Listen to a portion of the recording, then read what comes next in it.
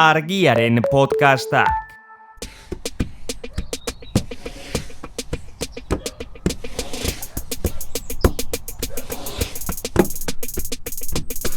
Eskuka txiki bat jasoko dugu? Bai. Gero beso garrantzitsua, hain ikusten gabiz hor kolore ezberdintasuna. Hori guretzako oso garrantzitsua da kontrolpean eukitzea. Bai? Ikusten badituzu batzuk horiago daude, eta beste batzuk berdeago.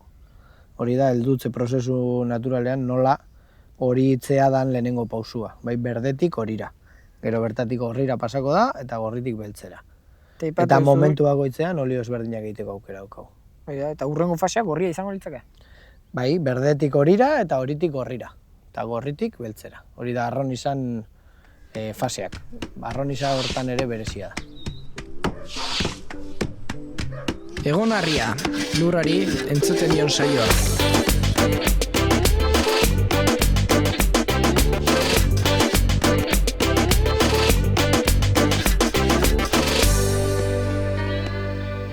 Kaixo entzule, ongi etorri Egonarri saiora. Etxean olioa faltatzeigula eta gaurko honetan olio bila hasi gara. Eta lantzio bukatu dugu, Erroiz proiektuko Mikel Izagirrerekin. Euskal Herrian ere bada olioa, eta ea ze kontatzi duzuma. Txaldeon, Mikel? Txaldeon. Bueno, egia Euskal Herrian olibondoa badirera, noiztikan edo zenbat urte dituzte zuen olibondoek? Olibondo honek 100 urte dauzkate, baina jakin badakigu, olibondoa edo Araberrixara iristen den garaia ondala 2200-2500 bat urteetan kokatzen dela. Bai, honek esan nahi du, horren beste urte dauzkela edo gutxigo? Honek gutxitxo eukiko ditu, baina 100 urte bai. Honek olibondoak guretzako bai nik eta bain eraitonak zuaitz berdinean lanean gabiltzala esan dezakegu. Eta zuen familitikan jaso duzu olibondoen mundu hau edo nondi atorkizu? Bai, hemen guretzat olibondoa eta mahastia elkarrekin bizitzea nahiko ohikoa da, hemen oso normala da. Ikuste ditugu matxak eta olibondoak elkarrekin, antolaketa modu hau edo, nondik handator edo?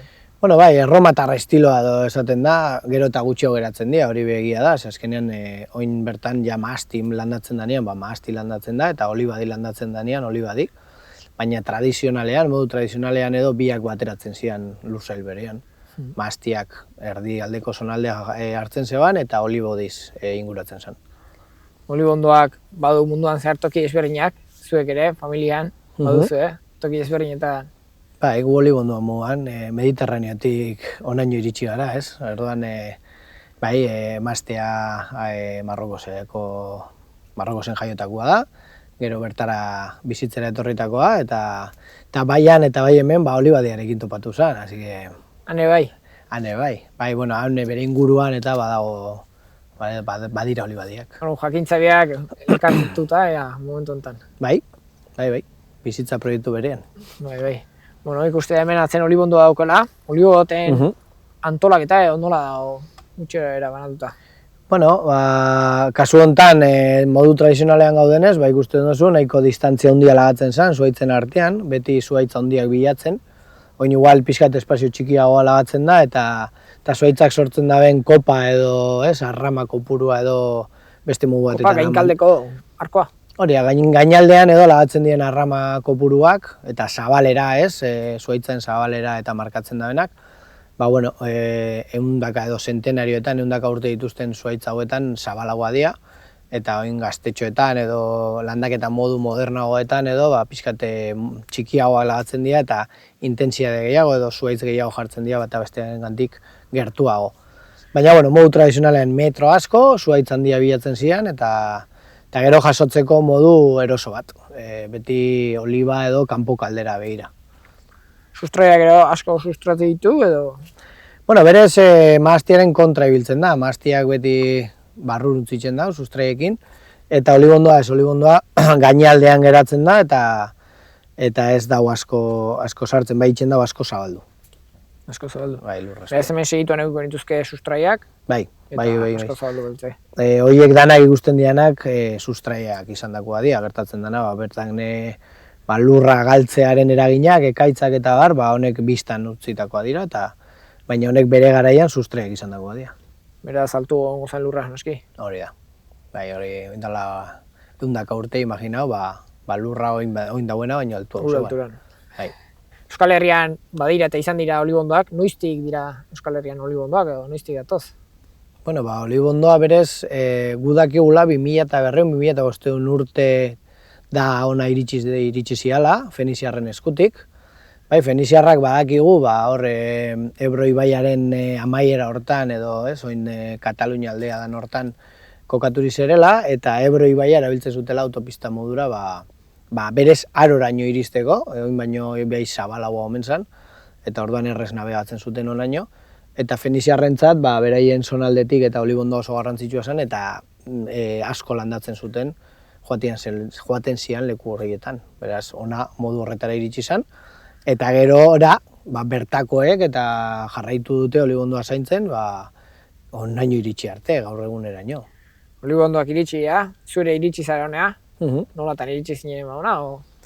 Bueno, berez, aitxitxa eta mama hemen jaiotakoa dira biak, baina, beti ez dira garai errezak izan, da iparraldera inbiar izan zuten, iparraldera lan bila. Eta bertako lurrak beste familia batzu, familiakide batzuk zaintzen edo jarraitu zuten. Baina kontuan nola dian, gero aitxitxa berriro be langabezian geratu zen garai hartan, berriro be ona etorri, berreskuratu, txikitan eta berantzako hain garrantzitsua ziren lurrak zaintzera bueltatu zen.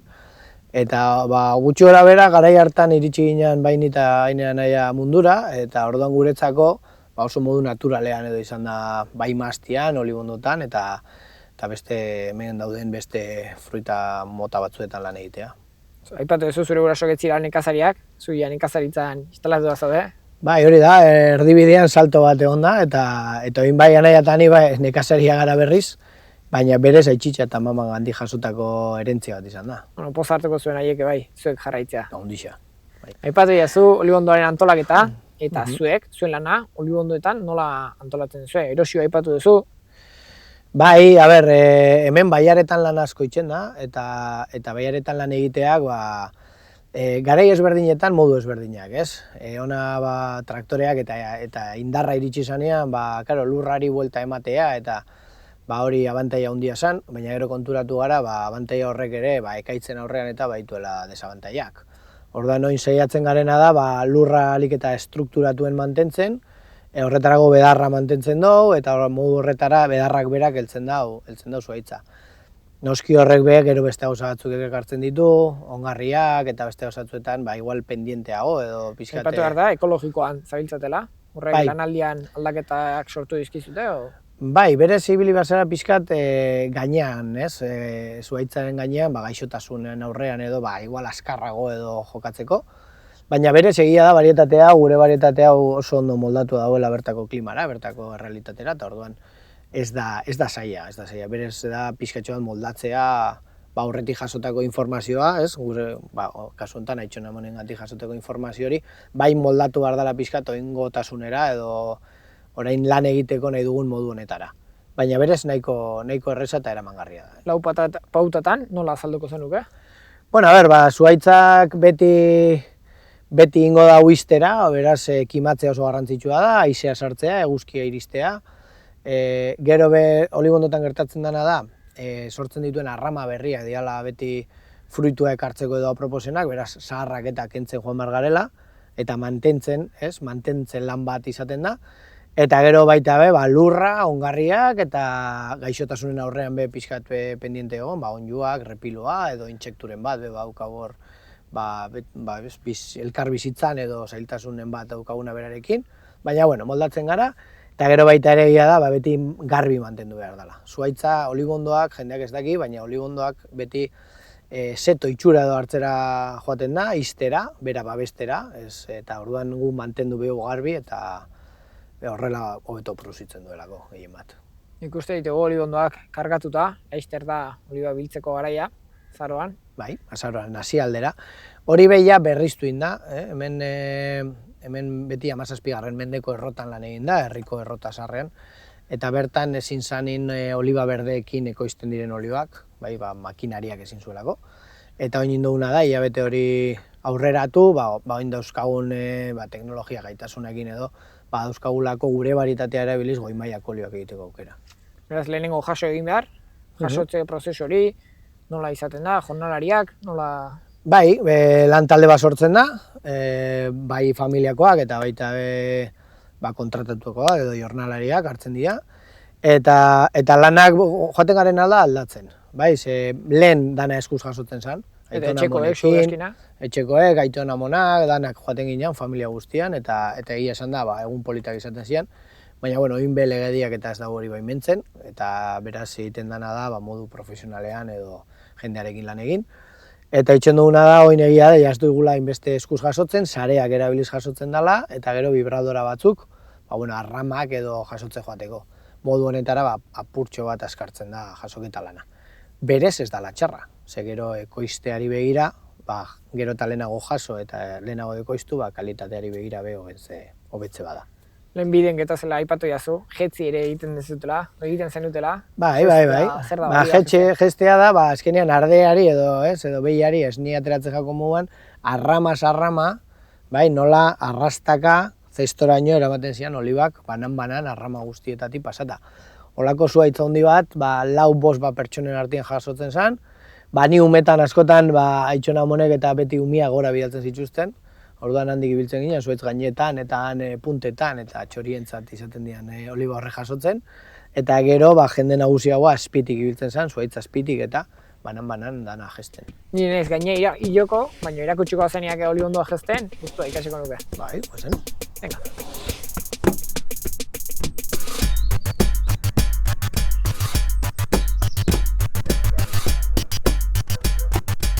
Mikel, Egonarria saioan tokatu zait, ardiren bat eskilatzea, inoiz ez oliberi jetzi, nahi bat zunik jarriko boltsa baino. Bueno, lehenengoan nik eta gero zuk, azkenian da gestia moduan, arrama jaso, azpian zerbait jarri, ze bestela lurrera joaten da, eta hartuta dauzenean, dana jasotzen joan, banan, zuaitzai buelta osua eman da, eta banan oliba guztia jasota.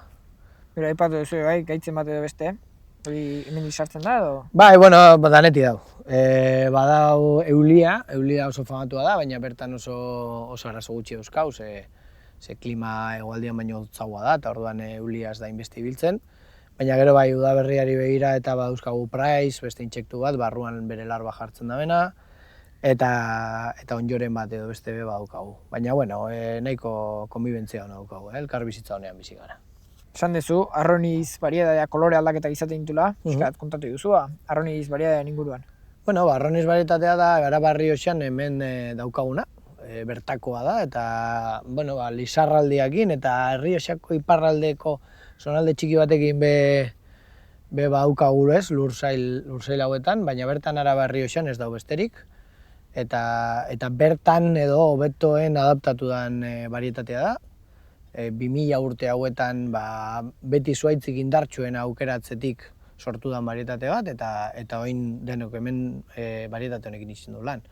Zer daukagu alde, gurea dela, lehenengo gauza oso garrantzitsua, ezberdina, eta bebai guretzako oso garrantzitsuena dela, nutrizionalki dauzkan gaitasuna, normalean baino hobea direla. Beste barietate askorin. Badakizu askotan ez, oliba zitzeiten danian, eta beti izaten da, ze ona den, osasunarentzat, hor badaude polifenolak, hor barruan, fruituak berak sortzen dituenak, eta gure barietatea oso aberatsa da polifenoletan, beraz, hori bihotzari begira, kolesterolari begira, eta hitz egiten dugunean, gure barietatea bereziki aberatsa da. Euskal Herrian, bada bertako oliba, beharra egina ekoizten da? Ez, Euskal Herria bentsat ez da gutxi hori be. Zu pentsa hemen mahastiak indarra handi hartu zebala, eta oindala 50 bat urte bertako olibadiaren 2 eren galdu zen, mahastiaren indarrak altxatuta. Eta oin gabiltza berriz gutxi batzuk berriro berreskuratzen eta balorea ematen eta martxan jartzen.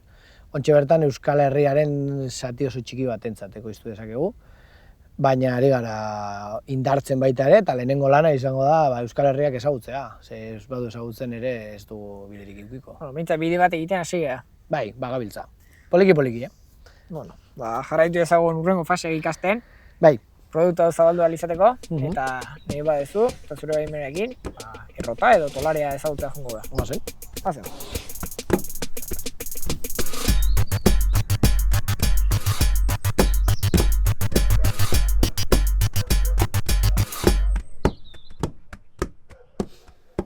Mikel, esan diazu etorriko ginala errotara, nik ekarri ditut bildutako olibak, nun gaude?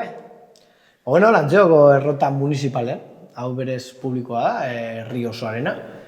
Eta ja bada enda 15 urte herriarena dela, eta hori baino lehenago familia pribatu batena zen. Errota pribatu izatetik, municipal izatera. Herritarrek bertan, egite dute bere olioa. Bai, hemen Lantzeotarrak olioa bertan egin nahi duenak badu aukera. Eta nola izatea prozesua, hemen ikusi dut makinaria handi bat.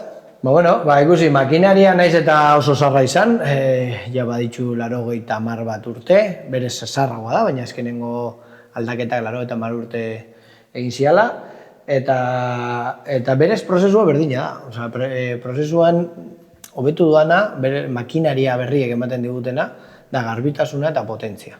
Bai? Baina pausuak berdina dira.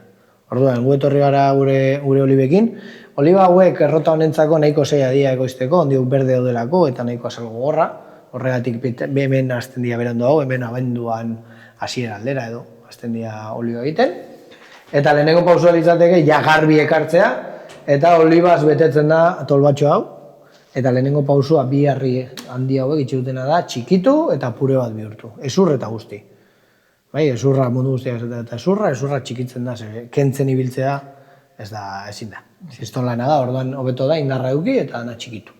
Hori dana pure bat bihurtzen da, eta pure hori pasatzen da poliki berutza bigarren harri handi horretara. Eta harri horrek egiten duena da, pure hori mugitu, irabiatu. Bai? Zertarako, barruan dauzkan olio molekula horrek batzen joateko. Atera alizateko lehenengo inbiuna da danak batu. Eta horretarako hemen erabiltzen dira pare bat ordu, gutxora bera.